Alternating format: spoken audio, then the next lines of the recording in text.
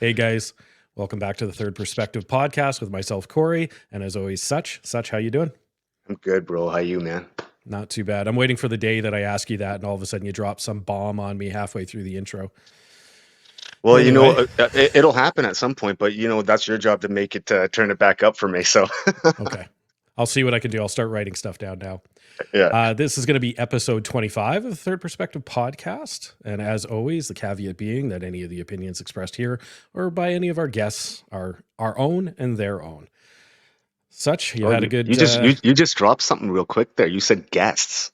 Well, yeah, it's something obviously you and I have been talking about. We've been talking about Yeah. for a while. I know in the green room we were talking about some exciting people that we may be having lined up here, but we'll see. And hmm obviously, with any of our listeners, I know I've said this before. If you think there's somebody that you think would be a benefit to come on here and talk to us, or somebody you just want to hear from, hit us up. I have no idea who Such knows. I mean, the guy's famous, so you never knew who might be able to come on.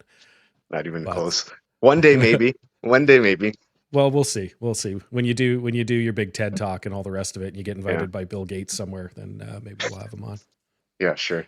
Anyways, that being said, so today I was thinking about something. I was talking with a family member last night, and we were having a pretty good discussion about something, and it came up with a realization that I had, and I have been absolutely horrible through most of my life with making mistakes and admitting to making mistakes, more importantly.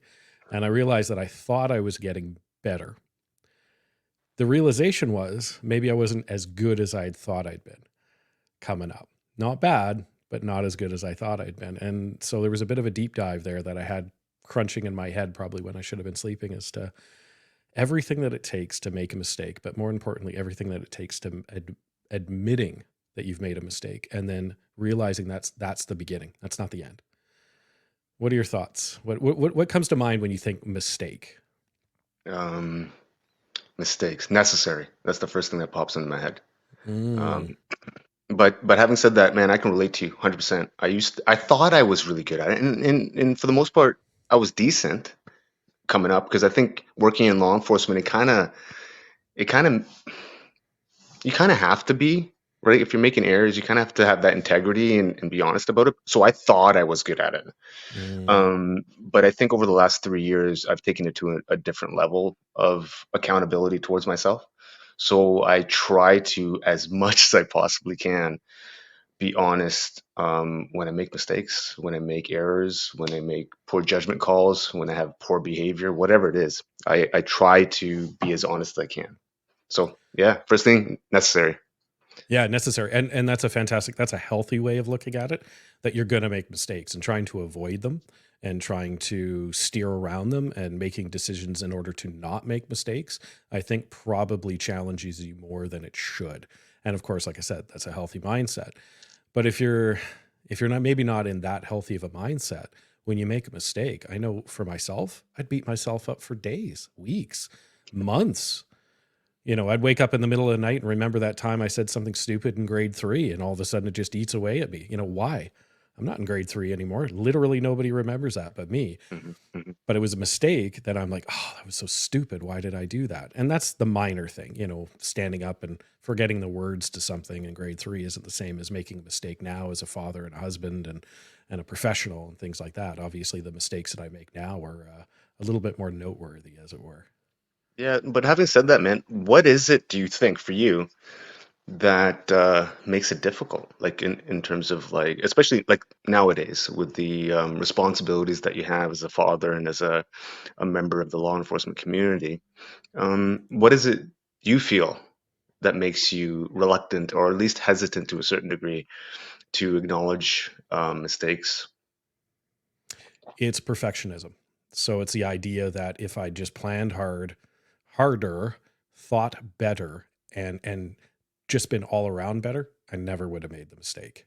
Right? It's Mhm. this idea that if I had only done better, it wouldn't have happened. So it was unnecessary. There was nothing to learn from it, which is like what I'm saying. It's a really healthy mindset when you say mistakes are necessary. If you can teach that to your children and to the people around you, the mistakes aren't as impactful as they should be. They're something that is used as a learning tool rather than a stumbling block and something that you constantly go back to. But I think for me, um, I think that there's certain things that especially when I was growing up, that I was gifted at being able to do. They came without a lot of necessary effort. It just happened to be something that I was good at. So if you're naturally good at a few things and then start making mistakes at something that you're not, you go, "Oh, this is stupid. Why am I doing that? I'm always so good at all of this stuff." My wife is a perfectionist.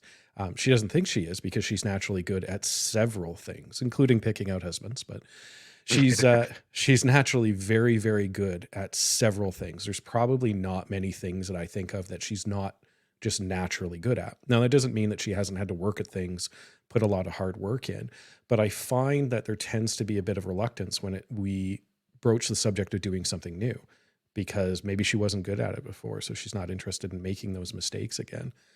Um, Long drawn out answer. I don't know if I actually answered your question. No, I'm just curious too, right? Because you said impactful, right?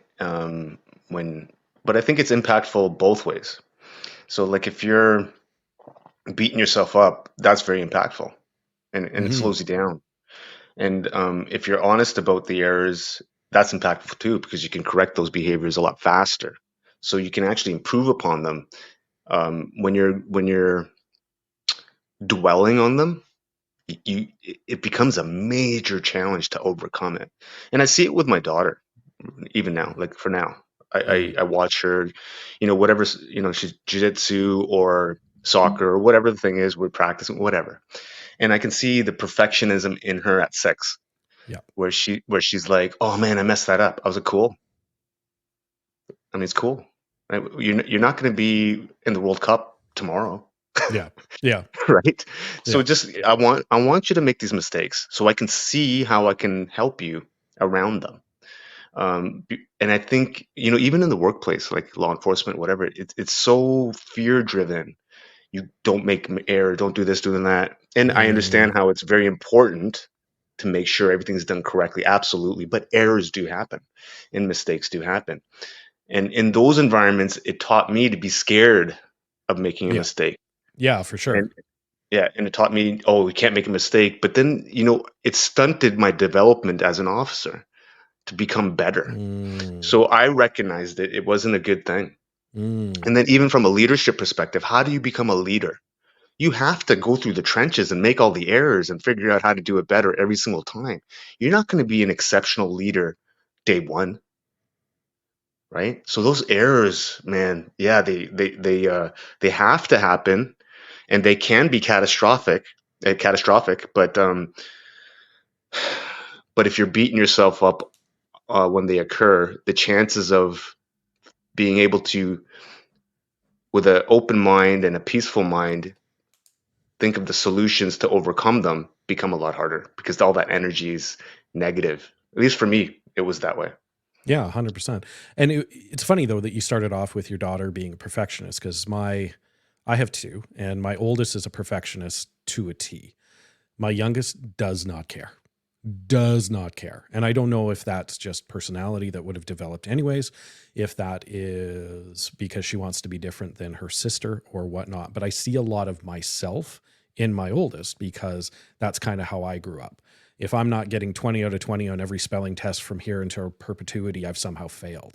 And I try to explain to her that is not the point of this. The point is not to get perfect marks, it's to learn and things like that. But then I also think too, when you were talking, why is it so easy for us to explain that concept to our little ones, but so hard to explain and absorb that to ourselves and those around us?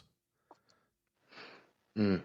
I think because it's always easier to point it out for someone else than it is for us to take our own medicine.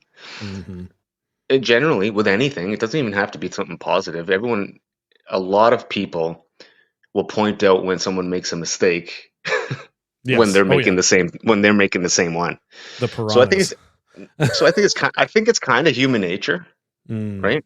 Like, even growing up, man, my dad would say, "Hey, make sure you're not drinking this, that, and the other. Hey, son, can you pour me a drink?" I mean, right. it's like, Right. you, Yeah. you know what I Yeah. mean? So I think it's like, you know, It's hard, man, to at least for me, because I'm trying to practice what I preach and Hmm. practice the things that I believe in, and it's a challenge. I mean, absolutely, it's hard, man. But I see value in it now that I have a bit of space in between some of these changes I've made, and just observing my daughter from not only from a father perspective, but from a coach Mm. perspective, because Hmm. then it detaches me a little bit. So the emotions aren't infecting me or infiltrating themselves into me, so it becomes harder to make a decision. You're not So I try taking it to, personally. I'm trying not to. Hmm. And now at the very beginning, I couldn't because I was so emotional. I'm a little bit better now, but it's taken it like everything else, it takes time and effort to practice that. So when I see my daughter and I'm like, okay, like yesterday we were practicing some soccer drills, and she's like, "Oh, I want to do this. I want to do that." I go, "No, we need to focus on some drills right now. Let's do these drills." And then eventually, and then she's practiced the drills. She was like, "Oh, I don't like how I'm doing this. Let's try something else." Mm. And I'm like, "No, no, let's stick with this." And Hmm. we stuck with it, and I guided her through the process. And then she started getting picking it up, and then we stuck with it. So for me, it's also a learning tool for me to see how that thought pattern will actually shift even for me and for her. So it's I don't know. It's a good way of thinking, man. It's way more positive. And man, I've been doing this for years now. For the last 3 years, I used to be the worst. Like Mm. I used to beat myself up all the time. Like it was brutal, man. And it came to a point where it was becoming difficult to function. And I had to find a way to release some of that baggage and understand how to move forward in a positive way. And I realized beating myself up wasn't working. It wasn't helping me none. And as soon as I realized that, it became easier. So, what was the catalyst for you? What was that snap of a moment? Well, I was going through a lot of my own um, issues that I created, right? Mm. Divorce, work issues, personal issues, all the things, right? And it was a conversation I was having with my friend Sean. And a buddy of mine, he has a podcast as well called The Collective, and I was chatting with him, and he was just saying, "Hey, man, just take a step back, objectively look at what's happened, and then instead of beating yourself up, figure out the solution, acknowledge the error, and then move forward, keep moving." And once I heard that, I was like, that makes sense. And I started doing that, and it wasn't easy, but it became easier and easier every single time, every single day by practicing it. So, when you're acknowledging it, back to our original point here, are we admitting those mistakes to ourselves? Well, you have to be able to acknowledge, be like, okay, here I didn't do whatever needed to be done the right way, or the best way, or the effective way, or the efficient way, whatever you want to call it.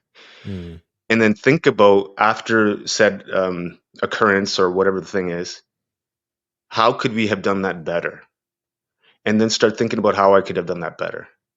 And then once I figured out how to do it better, it's gonna help that beat myself up because like, oh, that's a better way to do it. Okay, I'll do that next time. And then that's all you can do because you can't change the past, man. And if you can't change the past, why beat yourself up for something that happened that you can't change? But what you Mm. can do is change what you do now and how you function in the future. And I think people have to overcome that part. So, what is, back to my original question, other than necessary, what is a mistake? Because my idea of a mistake might be catastrophic compared to what your idea of a mistake is, regardless of how we deal with it. If we're talking to our listeners and saying, hey, we're looking at admitting mistakes and talking about that, what is the basis of a mistake? Okay, let's define it a bit better then, because Yep. mistake can be something trivial, or it can be. I would rather think about it in a manner of like poor choices Mm. or poor behavior or yeah, poor judgment, like these types of things, as opposed to a mistake. Mistake is like, oh, like I don't even know what would we call it mistake. I used pen instead of pencil. I mean, I don't know. You know what I mean? Yeah, and some people might look at that as a choice. I think a mistake is something that was done or that we did that looking back on it, we would have chosen to do it differently. Okay, so yeah, judgment, choice, behavior, whatever you want to call it, right? Yeah. Um, and I think, look, it doesn't matter either way, man. If it's something that you put into that classification, it has to be improved upon no matter what. Doesn't matter how trivial it is, and Mhm. doesn't matter how big it is. It's all the same. So it's And there's either, yeah. So sorry, go ahead. no, I was going to say, and there's the mistakes that we make ourselves and the mistakes that, like, obviously other people aren't making mistakes for us, although they could if they're directed to by us and they make a mistake. I think there's a large amount of ownership that comes into that. And obviously, you can read Jocko Willenick's books all about that. But for the personal mistakes that we made, I think there's a personal impact to those mistakes. And I think there's an indirect impact um, for those around us, right? Family members, coworkers, friends, things like that. And I know when I was talking to this family member, it was more about the impact on them and whether or not I initially thought a mistake was big or trivial or whatnot. It was the impact that that mistake had on somebody else. And that's my own behavior. Like it's not, I chose to use a pencil over a pen, for Mm, instance, but it was something at the time, a choice that I made, a mistake that I made that caused a lot of personal impact to them. And in the past, when I wasn't open to a lot of this stuff, I would try to either minimize it or explain it away. And I think that's a big thing that came about, which is, yeah, I may think I've got a lot of reasons to have made that decision. And it's not we're having a disagreement on what's the proper way of doing something. It's I realize that the decision I made was made poorly and had a lot of unintended, but should have been expected impact on this other person. Say you're in a relationship and I make a mistake. I do something I shouldn't. I act a certain way that I shouldn't. That is an impact on somebody else. And if I'm not taking ownership of that, if I'm not understanding that, if my first thought is to try to explain that mistake away or to minimize it, oh, it wasn't that big of a deal. I don't know what your problem is. Or, well, I'd had a hard day at work and when I came home, this wasn't done. So this is why I did this. And not just simply acknowledge that, yeah, I made a mistake. And yeah, I absolutely should have done something different. That's more so what I'm thinking when I'm talking mhm. about admitting a mistake. What are your thoughts on that? Yeah, I agree. So like in that scenario you just presented, um, why not acknowledge it? Why Right. explain it away? Right. But how So many fights do we have mm, with other people and significant others because we're unwilling to admit that we made a mistake? I mean, yeah, I mean, it happens every single day with all kinds of people all the time. Um, I can speak from my experience, and whenever I've owned or taken responsibility of my actions, um, and how they impacted others, in the moment it's difficult. Oh In yeah. in the short term, it's pretty hard. Hmm. In the long term, it's a lot better than than it was. So, what am I saying? So, for example, I went through a divorce. Hmm. Um, I was a terrible husband in the way that I think, um, well, reflecting back on the type of husband I wasn't now understanding how behaviors have shifted. Man, I was a terrible husband. There was a lot of lying, a lot of infidelity, a lot of like really terrible Hmm. things, and Hmm. really it had nothing to do with her whatsoever. And you know, I tricked not tricked her, I fooled her to so to speak, right? In Hmm. a sense of like I presented a certain image and whatever, right? And she thought certain things, and now in hindsight, I can say this because I'm not explaining anything away because I own a lot of those things. Now, at the time when we're going through these issues, I wasn't as um, I was in it, so it was hard for me to own a lot of things. But in I did own things fairly quickly, and it was hard, man. Yeah. It was not easy. It was probably one of the hardest thing I've had to acknowledge in my life, and it was um, It seems like really it's hard to really hard to acknowledge the pain I caused her yeah. and everyone around it. It was really traumatic for her, Yeah. and seeing a lot of that, man, it really tore me apart in the fact that I caused pain, Yes. Yeah. right? And I think when you're talking about that, the two words that keep coming into my brain are ego and shame, right? There's no way that I'm a bad person because bad people cause this type of pain. And I'm not a bad person. What I did wasn't a big deal. I don't know why everybody's freaking out about it, right? So you minimize it almost immediately to yourself and then start trying to do it to other people. And that ego of, no, no, no, I was right. Everybody else is just wrong starts coming in. And then, like I said, the shame is horrible. If you're holding on to it and you're not admitting, which I think is a big thing, yeah, you're going to have shame if you make a mistake, especially some of the big ones. But if you're admitting that you make the mistake and you're doing the proper things and you're not worried about how it's impacting you, I think that disappears very quickly, like in the appropriate amount of time, rather than you holding on to it and making it a part of your, this is the bad part of me and Hmm. I hate this part of me. You know what I mean?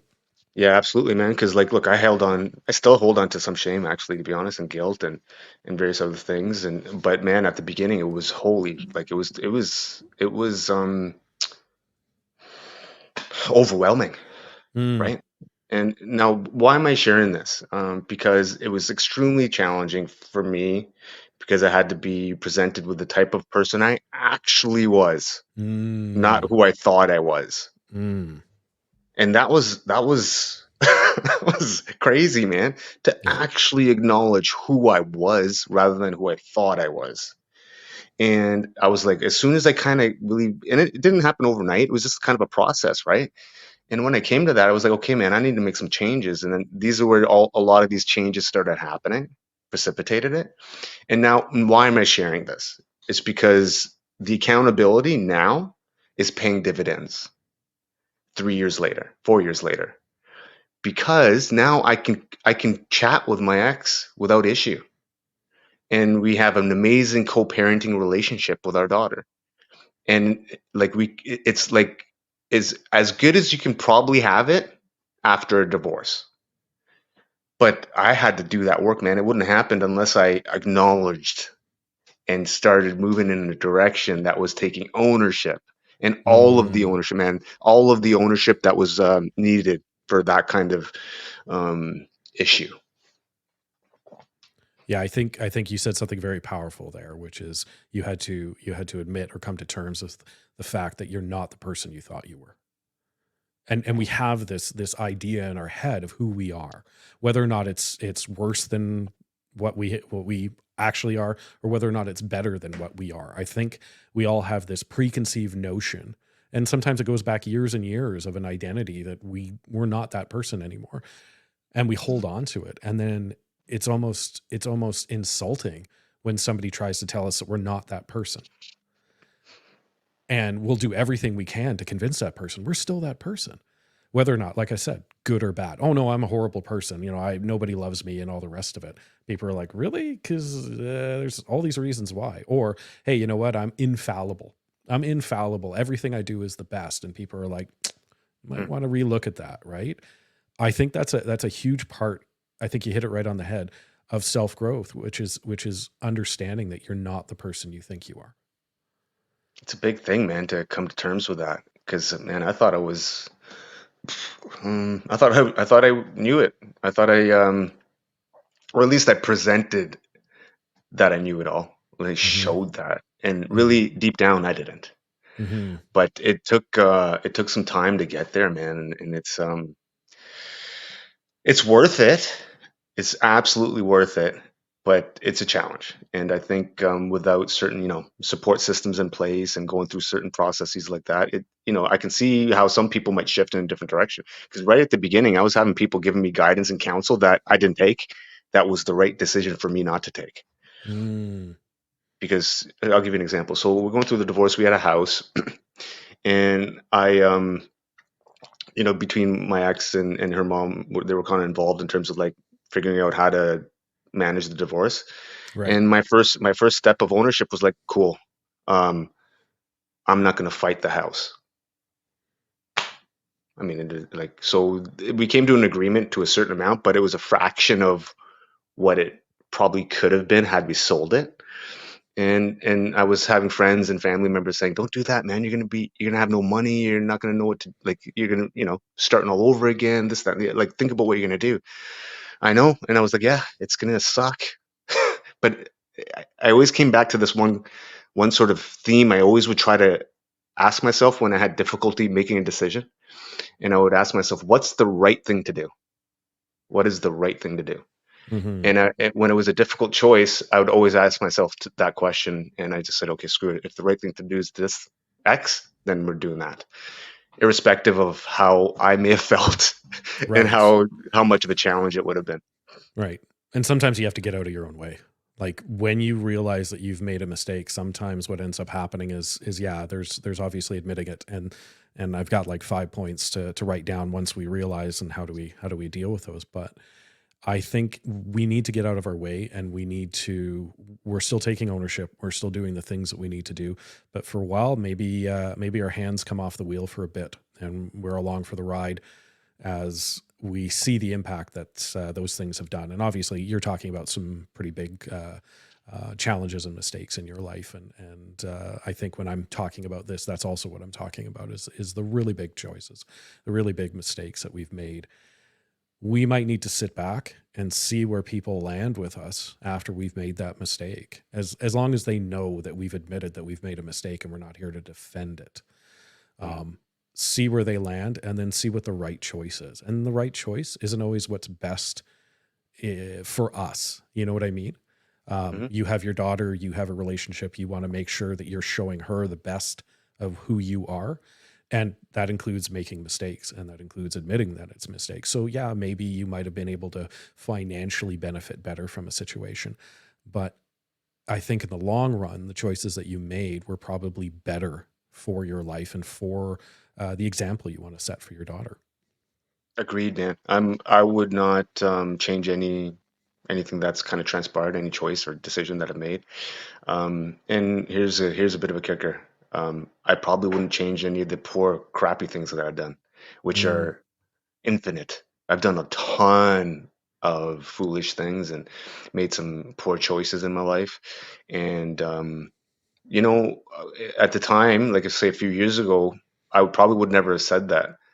But man, I think I am the person I am now because of a lot of the choices that I made, and I had to get to a point where I had to really take inventory of myself and make a hard decision as to how I wanted to live my life. And I wouldn't be here now doing the things that I'm doing had I not asked myself those questions, and had I not stuck to um, the choices after the divorce. And I think obviously we're talking a lot about personal growth and admitting mistakes and things like that.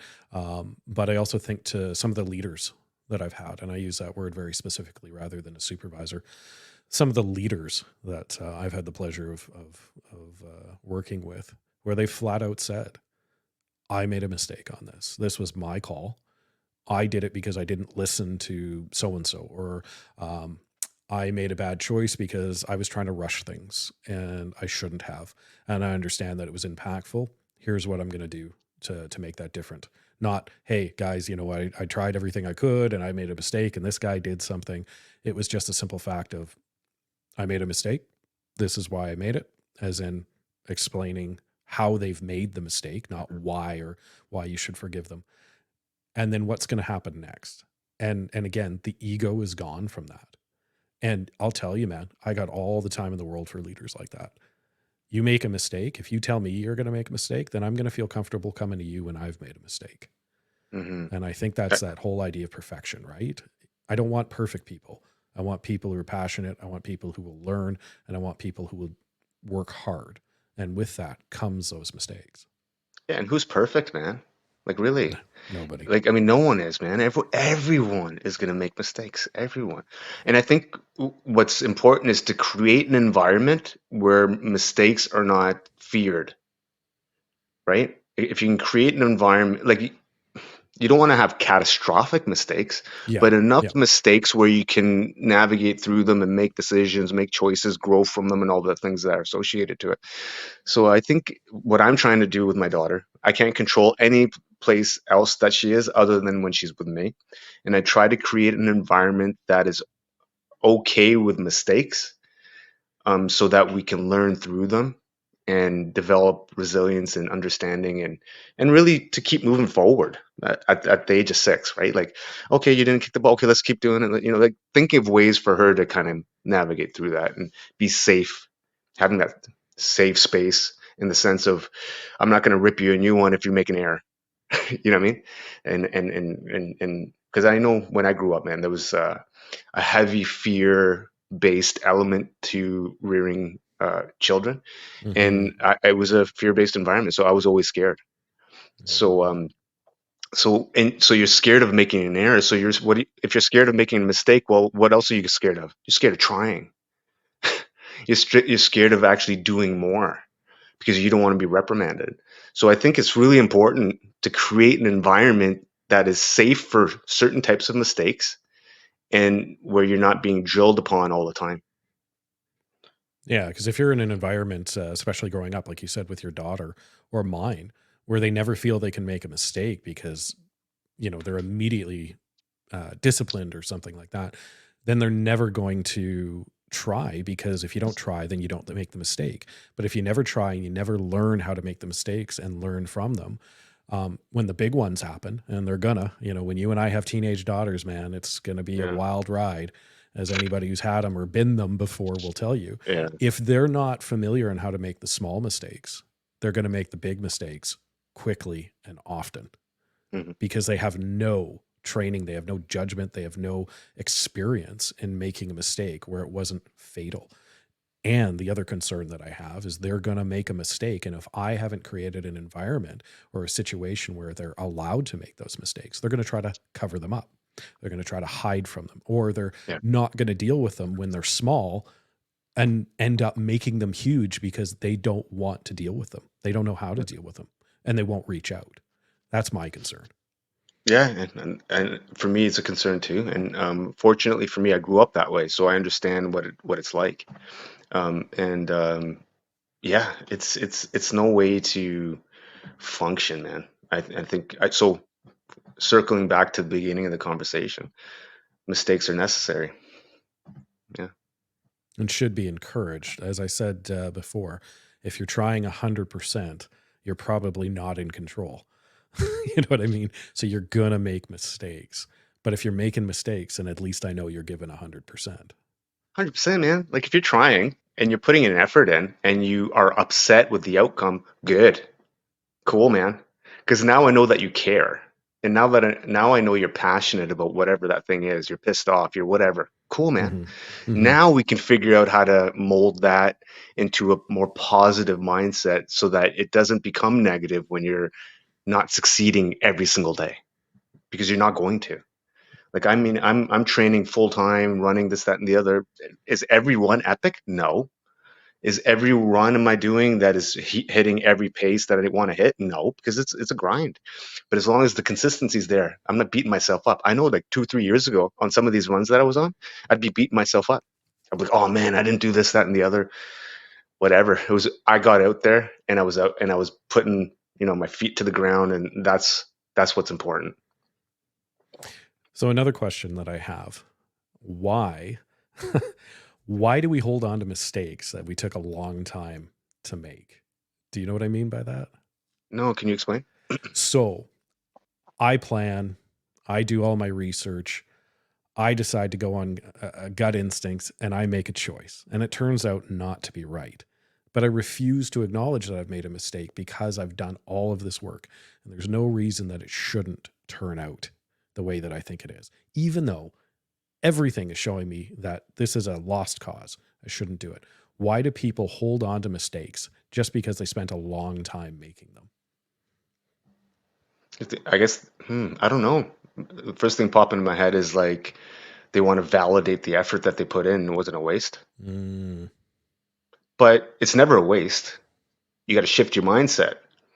So if you spent that time and effort doing a thing and the outcome wasn't what you were looking for, cool. We won't do that again. And then we'll figure out a different solution. It's like I just a think, matter of moving forward. yeah, I think for myself, obviously the most amount of examples I have are from a professional standpoint are in the first responder world. And you can have somebody who grows up wanting to be a first responder, in whatever field they decide to go in. And, parents were that, family members were in that field, and they've done everything. They've done all their schooling in order to get into that field. And they get into the field and they're not as good as they thought they were going to be, or they don't have the aptitude for it. You know what I mean?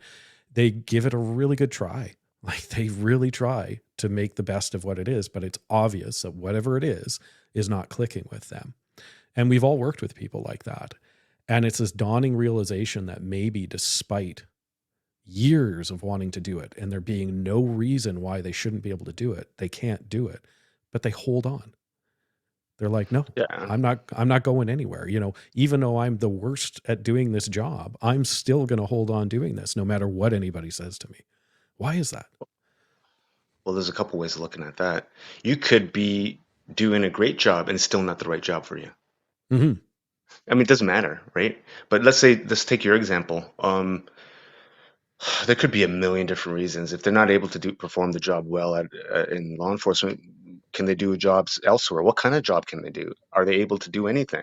And if they're working in a law enforcement position, well, maybe they're getting paid well, maybe they're getting a pension. All these different elements keeps them attached, perhaps. And if they go somewhere else, they might have to start all over and be crappy somewhere else where they're already kind of stabilized in what they're doing now. Look, man, even for me, however many years with CBSA, and I was fine. I was a good officer, and I did my job, but it wasn't for me. And I stayed there for how many years? Hmm. And Hmm. it wasn't like I thought it was for me, but the reality was I didn't know who I was. And how many people out there actually know who they are? How many people out there actually spend the time and effort to figure out what kind of person they are? And only then you can truly understand where you should be going. And look, I didn't know where I should have been going, but I do now. And the direction I'm going in doesn't have a ton of certainty. And a lot of people find that uncomfortable, the Mm, lack of certainty mm, and the lack of knowing what's going to happen in the future. Because if you're working in a position that everything's laid out, your schedule for an entire year is laid out, yeah, yeah. right? Like you have nothing to think about. So I think it comes down to knowing what kind of person you are first. And is it truly meant for you? Yeah, just because your grandfather did it, your mom did it, your dad did it, your uncle did it, all the people did it, and they all did their thing, doesn't mean you should be doing it. Perfect example is this: my dad, his older brother, military. His father was a cop. His grandfather was military. His great uncle, like a ton of people, were in the military or police. My dad's like, I'm out. He Hmm. went and got he went to England and got a university education, first one in his entire family. But like he was like, yeah, that's not me, man. I'm Yeah, not doing that. I'm yeah. out. But you got to figure out who you are as a person, what fits and what doesn't, and what truly pushes you, what truly motivates you, what truly inspires you. And people are going into law enforcement not with that at the forefront and not thinking about I want to help my community and be a positive person within the community. And you're doing it for a pension and all the other things like I did. Man, it's the wrong thing to do. So you got to Hmm. figure out who you are as a person. I also think of the relationship. I'm not talking about a bad relationship. I'm talking about a relationship that just kind of is. You've been with somebody for a few years. Any of our listeners might relate to this, but you're with somebody for a few years and you have no idea where it's going. And you're like, didn't start out this way. Why is it this is the way that this is? And yeah, there's always things in relationships that you can do to make things better. I mean, that's we don't even need to say that, but it's a situation where you realize that this is probably the best it's going to get. And you have to come to that hard decision as to whether or not you want to stay. Not a lot of people do. Not a lot of people even want to have that conversation. But when they realized, you know what? this isn't for me anymore. This is probably a mistake to stay in this relationship. But so many people would be like, I don't have anything else, or, I need the financial stability, or I need, this reason or that. But they know they're making a mistake by staying in the relationship. They're not happy. You know what I mean? It's not fulfilling Mhm. them. It's not, and I'm not saying that your relationship should be the only place that you get good things coming to you. But if you realize that you're sitting there and you go, I shouldn't be doing this anymore, but you still continue to do it. I think that's where that whole idea of, well, I've been with this person for, let's say, 5 years. What else am I going to do? They're not going anywhere. They treat me okay. They're not bad to me in any way. And they treat me okay. But do you really want to live your life just being treated okay? You know? So Yeah, that's what I well, think. yeah, I think there's a lot of questions I have when I hear that sort of scenario. Um, what is the individual, the person who's questioning, what have they done to contribute to improve upon it, Mm, the relationship? Are they hmm also status quo? Are they also not putting the hmm effort in and they're just kind of going through the things? I think look, and I'm by no means a relationship expert. I suck at it. hmm I'm not the hmm greatest. hmm Having said that, understanding I wasn't or am not, or I mean, whatever you want to say, not good at relationships, but I do have a growth mindset. And so after my divorce, that's what I did. I applied a growth mindset to figuring out what kind of person I wanted to be with. And I started dating. And, I was in scenarios where the exact scenarios that you're mentioning. hmm And sometimes I would have broken up the relationship, but then went back to it just to see if it wasn't me, just to kind of do that growth sort of analytical kind of understanding of the behaviors. Because I never really dated a ton in high school. I wasn't that guy. And I hadn't had a ton of different real relationships before I got married. So after the divorce, I was just like, man, I need to be a better type of partner person. hmm So how do I do hmm that? Like hmm I can go to a psychologist or a therapist or whatever, and they can say all these things, but unless I try dating in a way that is focused on becoming a better partner for somebody, then how am I going to do that? So I was like, okay, let me do that. So through that process, I started understanding what kind of person I am again, hmm and what kind of person I need to be with, or not. No, let me rephrase that. What kind of person I would like in my life. Right. And again, man, that's a lot of effort, and I don't know if a lot of people do that. And I'm not saying what I'm suggesting is the right way of doing things. It's kind of how I've applied things for me, and um, I continue apply a growth mindset to most things that I do because it's helped me and it's worked for me. So so yeah, I don't. There's my But I, two but cents I, to relationships. Yeah, but I think that's admitting that you've made mistakes, right? And Mhm. admitting when you make mistakes, to tie it back to what we're talking about. I don't know. It was just an interesting thing because I know myself. I've held on to continuing to make a mistake by justifying it as I've gone on, because there's no way I would have spent all of this time and effort making this choice, or to continue make this choice, for it to be wrong, because that's stupid. There's no way I would do that. So there's no way that this is a mistake. Mm. I'm just going to Yeah, keep doing what I'm doing, right? for Because me, the yeah, struggle is what defines it. yeah, you're right. And I think for me, and again, I can only speak for myself. For me, I lacked the courage and conviction to end relationships when it was needed to be ended. Simple as that, man. I was too Yep. scared Yep. because I didn't know how to do it. I didn't know what the right way to do things or like all that. And and I suspect most people are like that, but they're not honest about it and they're not being forthcoming because it's hard, man. Like you're in a relationship with someone for like say 3, 4, 5, 6, whatever many years, and it's kind of okay, but you're not really pushing the needle in any direction. And then you don't want to hurt someone because you care about them because Hmm it's not like terrible. hmm But then what's the disconnect? The disconnect is you don't have the conviction or courage to move on, and that's up to us to figure that out, right? Yeah, And make that absolutely. decision. All right. So I think that I think I've got to pretty decent idea as to what mistakes are. I've liked our conversation up to this point, but I've got 5 points here that I want to cover off with you, and feel free to add anything to them.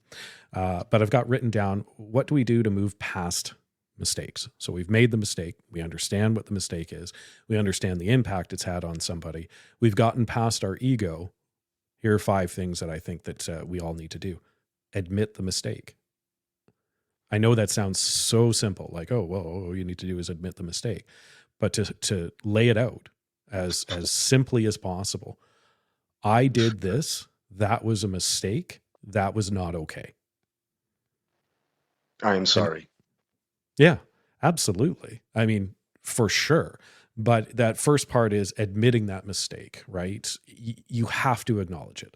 And you have to acknowledge the impact that that had on somebody. So that's number 2. So number 1 is admitting the mistake without ego, without trying to minimize it, without whatever. And then acknowledging the impact. For me in my relationship, that was huge. I did that. I shouldn't have done that. And I understand that that made you upset. I understand that that made you sad, or whatever it is, whatever the impact was on that. I think we need to acknowledge that. I think we need to acknowledge the impact. What's your thought on that point? Yeah, I mean, because if hmm. So I was just listening to the things that you're saying, and I agree with all of them. I would add objectively look at them, right? So take emotion out of it, and then and can you repeat the last question you had? Like when you Well, mentioned, point number 1 was admitting the mistake, and then point number 2 was acknowledging the impact yeah, that that mistake has had. I think it's important to acknowledge that because I think the person that you're talking to wants you to. They Hmm. want to be seen, and they want to be heard and empathized with. And I think if you're going to genuinely apologize to someone, I think you have to have some empathy, and you kind of have to feel that, because otherwise it's not really genuine, I don't think.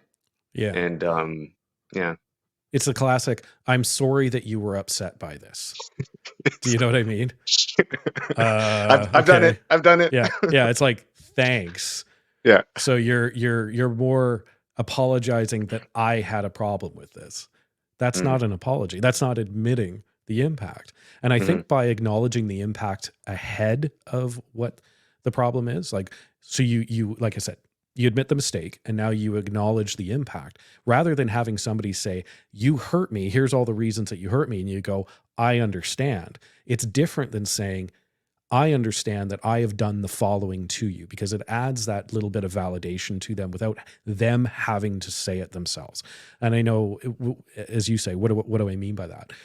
It's the simple fact that if somebody comes up and goes, you know what, I was a real jerk yesterday, there was no excuse for it, and you didn't deserve to be the person to get that. I understand that that probably made your day more challenging and more difficult, and I was probably really horrible to be around. I'm sorry. If you acknowledge that ahead of time, people go, yeah, you're right. Like, that was, I feel seen, or I feel heard, or whatnot, in my mind. yeah, I agree, man. I agree, and I think we can all improve on it. I know I can be better at it for sure.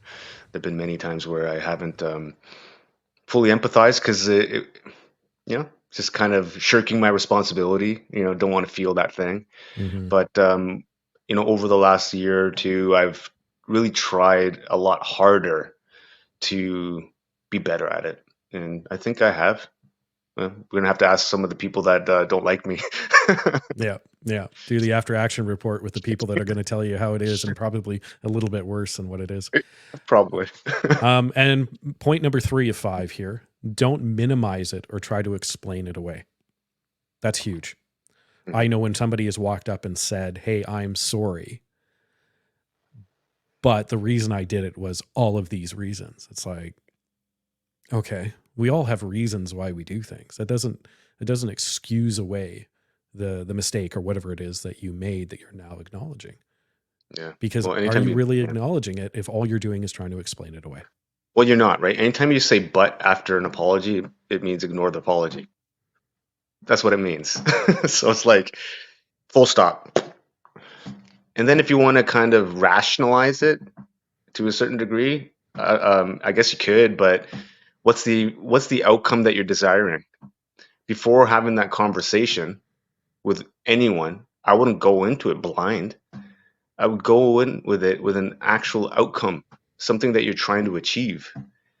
And then it'll be a lot easier to be able to execute against it. So if you go into it thinking, okay, I'm going to apologize for this, I'm going to say this, and I'm going to do this, and that is all. Well, now you're prepared and you can make it happen. Yeah, and don't make it up to the other person to ease you through whatever it is that you're admitting, right? You need to take responsibility and you need to leave it hanging, as Kind of got much to as it eat, is. kind of got to eat a bit of shit, Yeah. Yeah. for lack of a better term. You really do. Yeah. You need to lay yourself bare if you're really admitting to making a mistake and you're truly interested in making it better. You're going to have to just leave it out there and say, Hmm.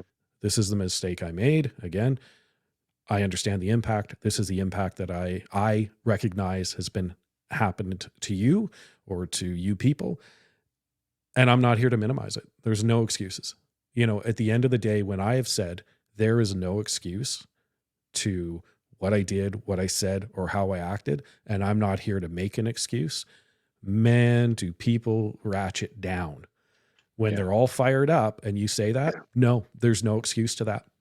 And you leave it at that. And they go, Hmm.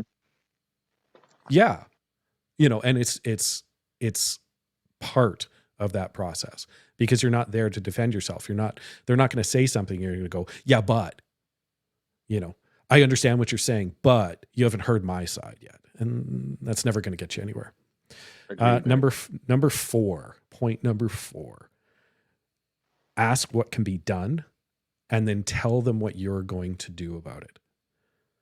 And I know it's an interesting point because I'm not asking somebody's permission to make or to acknowledge my mistake and to do better. And I'm also not asking them like, hey, I've got no idea. It's a simple fact of, hey, what can be done? But here's what I'm going to do. But I want your input on this. I've made the Yeah. mistake. I want to do better. But I don't come to them going, hey, look, I screwed up. What do you want me to do? You No, know? I think a good way to do it is just as you said it, acknowledge it, do all the things, and then say something to the effect of like, okay, how can we move forward from here? Is there something I can do to help this move forward? And now you're giving them a bit of ownership in that conversation to allow movement, so that movement forward in a direction that could be positive, and or not. Like they can say, well, nothing you can do. Okay, well, I've said my piece. As long as you put that out there, you're good then, man. It doesn't really matter. And if then they provide something that, oh, these are the things that we can do now, well, now it could either be a negotiating piece. Now you're going to start talking about, okay, well, am I able to do these things? Mhm. And if you are able to do those things, well, then, okay, you know what? That's fair. Yeah. Acknowledged. I'll start doing those things. Yeah. And like I said, start off with the things so that the ask what can be done and tell them what you're going to do. I think probably the process can be reversed. So you're going to tell them what you're going to do, and then you want some collaborativeness if they can, because it might not happen at the time, depending on the mistake. They might not be interested in working it through with you. They Yeah. might not care that you want to do better. I mean, we have to acknowledge that, depending on what the mistake is. Admitting it is just simply what you should be doing. It's the right thing to do. This isn't a stepping stone to making your life better. There might be a point where you make a mistake that you don't recover from, especially in a relationship. Hmm. But you're going to say, this is what I'm going to do, regardless of what the other person wants you to do. This is what's going to happen. This is what I owe to myself. And this is what I owe to everybody else around me who's been impacted by this. I'm going to be better. I'm going to hold myself accountable. I also want your input. What are you looking for out of this? What can be done? Like, what are you looking for me to do? What are you looking for as an outcome? Because I want to make sure I'm taking that into account when I'm fixing this or when I'm doing better. Yeah, makes sense, bro. And then point number 5, when you're admitting a mistake, action it with measurable results. And this is the big one that I hear all the time, especially when it comes to relationships. I'm sorry, I'll do better. Are we good now? And it's like, bro, did you seriously say that to somebody or any variation that our listeners have heard from people in relationships with them. What are we actioning? You want to do better. Fantastic. Tell me how you're going to do better, and tell me how we're going to know you're doing better. Because if you don't care, you're not going to come up with anything that's going to be measurable, because then you have to hold yourself accountable. Yeah, agreed, man. I was that ass who may have said that on occasion too. Oh, And 100%. uh, Yep. and reflecting back in times where I may have said that, or I have said that, I was probably like, it sounds hurtful. So you're probably trying to dig a little bit deeper on the person. Oh yeah, yeah, I'm sorry. We good now? And you just kind of keep moving forward, right? And yeah, no one wants to hear that. You might even piss them off even more. Yeah. So And like I said, in my experiences, when I was young and dumb, 100%, it just made things so much worse. Even if you're genuine with your sorry, or genuine with admitting that you made a mistake, if there's nothing actionable afterwards, how do you know that you're actually doing that? Great. We're good. We're back in the honeymoon period for a week. And then, oh, look at that. We're right back to doing whatever it is that we were doing in the first place. I'm right back to making the same mistakes that I've been making this entire time. Yeah, I acknowledged them a week ago, but we're good now. We don't need to keep doing this.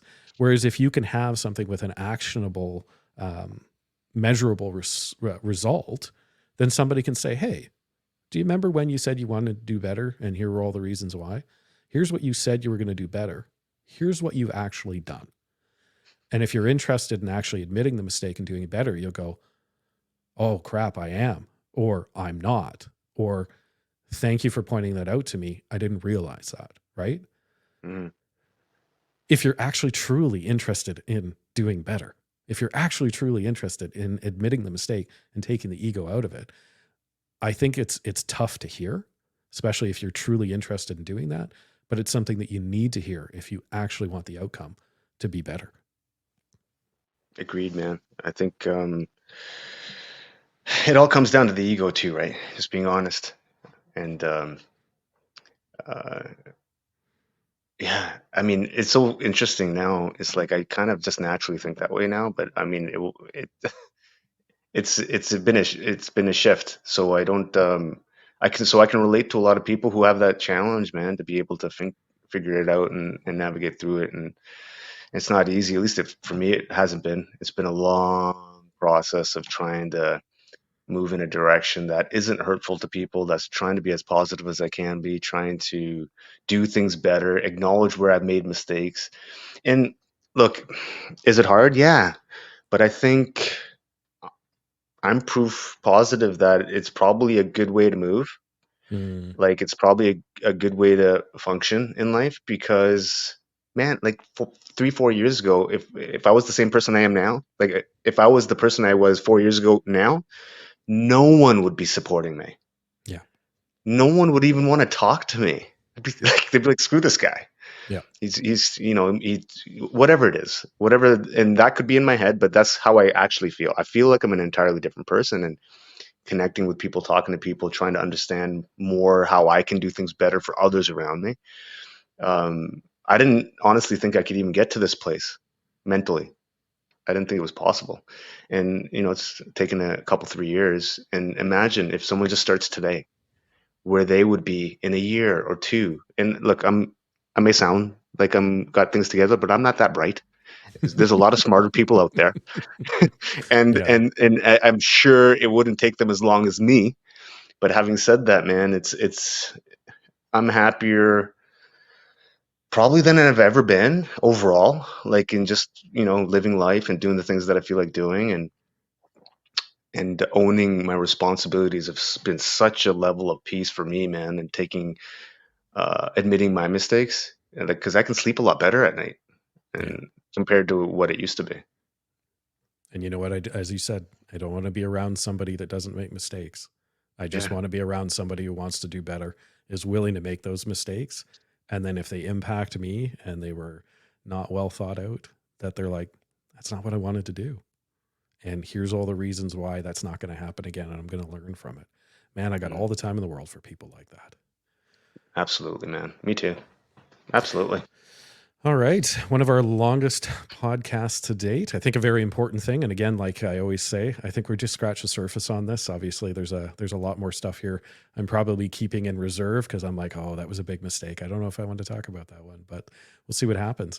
I think Well, I want to issue. let it percolate, man, because I didn't think I was going to be talking about half the things that I mentioned today. Hmm. Yep. But we I'm did, hoping right? And yeah, I'm hoping it resonates with the listeners, man. I hope that they realize that you can have like I look at you, I look at your social media stuff, and I'm like, man, this guy has got it switched on. But like obviously talking to you, you've got it switched on. But there's been times when you haven't. 100%, man. 100%. I like listen, it's a constant effort every single day. And when you like I post every single day because I'm working every single day. I'm trying to be better every single day. Like for me, going out for these runs every single day, it is helpful for me. And now it's gotten to a point where, oh, now I'm engaging with people on these runs. That helps me, man. And Hmm. if it helps them, that's cool, but it also helps me. And yeah, no, so if I look like I got everything figured out, I absolutely don't, man. And I'm just trying to do my best every single day, and that's it. And I'd like to issue another challenge. So we had a great response from our challenge from last week about reaching out and letting people know how you truly feel. How'd that go for you, by the way? It went pretty good, man. I engaged with a few people, and I I fixed a couple things that may have turned in a direction that wouldn't have been absolutely Mm, positive. So, yeah, you know, it was awesome. good. Yeah. I How I about you, I had a man? few I had a few surprised responses from people, even though I told them you don't need to respond. But I think they were impactful. I think because they were genuine and because it was not solicited. I think Mm. that some people were pretty happy, and we had some good responses as well from our listeners as well. So keep that up. Don't just do it for this week. Feel free to keep challenging yourself every week as much as you can. But I'd love to issue the challenge out to our listeners. You can DM us, you can email us, but let us know how you're doing when it comes to admitting mistakes. Did you know that maybe you need a little bit more help doing that? Are you on the other end of it where you're with somebody or dealing with somebody who's not admitting mistakes and don't know what to do about it? Let us know. Hit us up. We'd love to talk about it at a later date. Uh, Anything before we go, Such? No, man, I'm just looking forward to the new year. What are we at now? We're at a couple more days. We're in the new year. So I just want to let everyone know who's listening to this 2024. Let's keep it positive. Let's move in a forward direction. That's what we're going to do here for sure. We would love to be able to bring some guests on from time to time and pick their brains and their perspectives on how they've come to their decisions in life. And hopefully that we can share those things with everyone that's listening to this. And then keep moving forward and keep growing. Yeah, it'd be an exciting 2024. I think this comes out in 2024 if my scheduling is Hmm. correct, but Yep. it's going to be the last one of 2023. And as always, fantastic year with some ups and downs. But man, is 2024 looking good for us. So, Yeah, all right, guys, always. can't wait to see you next week. Thanks for being with Yeah. us this week. See you guys.